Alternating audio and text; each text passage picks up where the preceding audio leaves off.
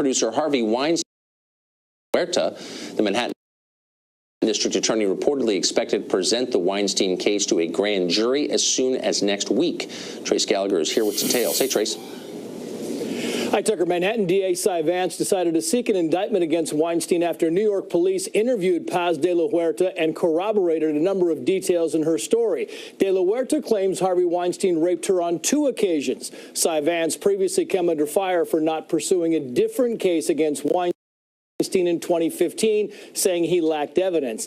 And now Ronan Farrow, who broke one of the initial stories about the allegations against Weinstein, has new reporting on what he calls, quote, the machine that was so instrumental in keeping this quiet as long as it was quiet. The article goes into great detail about the operation Weinstein commissioned to silence his accusers and suppress stories about the alleged abuse, saying Weinstein hired both an investor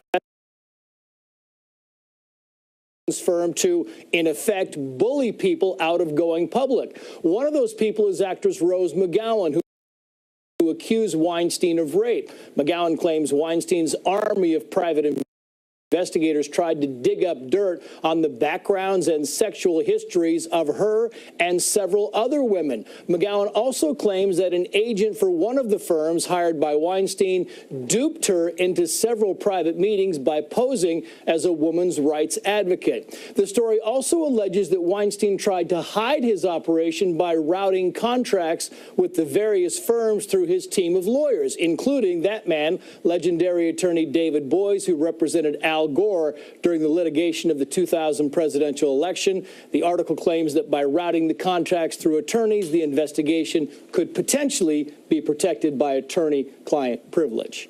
Tucker. Trace Gallagher, a remarkable story. Thanks for that. Aaron Filler is a lawyer representing Paz de la Huerta and joins us tonight. Aaron, thanks for coming on. Good evening. So tell us what you're alleging on behalf of your client. Well, there are 2 rapes, and these are forcible, non-consented, actual rapes. Was there ever a settlement between your client and Harvey Weinstein? Did she at any point sign a document of any kind saying that this didn't happen? No, there's no contact. Basically, after the second rape, December of 2010, there was no more contact. She heard what was going on this month, Jodi Kantor's story in the New York Times, right. And she's thought about talking about this before, and this convinced her to go forward. So can you explain the circumstances of the assaults that she alleges? So she has known Harvey Weinstein, had known Harvey Weinstein for a long time because in Cider House Rules at age 14, he was the producer. So, and this happened when she was about 25.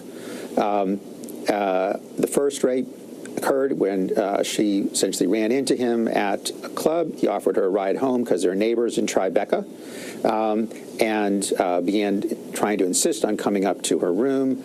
They argued a bit in the lobby, and as you've heard on The Wire with Gutierrez from 2015, saying, look, you're embarrassing me, let's talk in your room. And once he was in the room, this rape occurred. Okay, and that, as for the second... Yes. So during the days and weeks following this, he made contacts trying to get her again to meet him. He would say he's parked in front of her home, he's in the lobby, and she was really increasingly terrified and afraid to come home.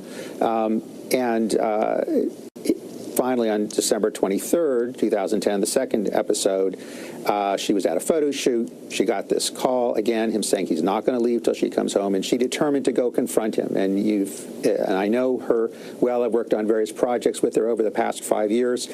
She's a very determined person who believes reasonably she can go to a person like Weinstein and confront him and tell him he's being a stalker, he's a rapist, and he needs to leave. She did go home. She did drink on the way home because she was very anxious, and again met him in the lobby, commenced having this discussion. He again in the lobby, I'm sorry, in the hallway of her, outside her apartment. Right, I guess. So she would have said, into the apartment. But where were the police in all of this? And by the way, I'm not doubting the story, but I'm just confused as to how someone could commit 2 felony rapes and never wind up in jail. This is 7 years ago. So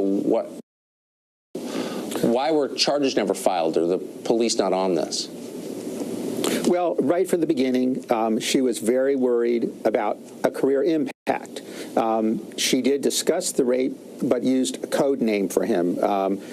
But she did not choose to report it. She did not. She felt that it would be very difficult to succeed in their I know, but okay. But I'm sorry. Look, I feel sorry for her, but lots of other people were abused subsequent to that. So does. Well, I can't speak for her on that particular question.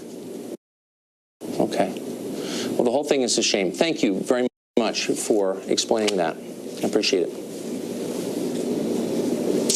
Well, of course, the press love a scandal, yet weirdly, they've done their best to downplay Donna Brazil's revelations about the Democratic National Committee. Up next, we'll talk to a journalist who has exposed some of the fraudulent coverage of all of this. We'll also continue to provide latest results from across the country on what looks like a good night for Democrats in New Jersey and Virginia.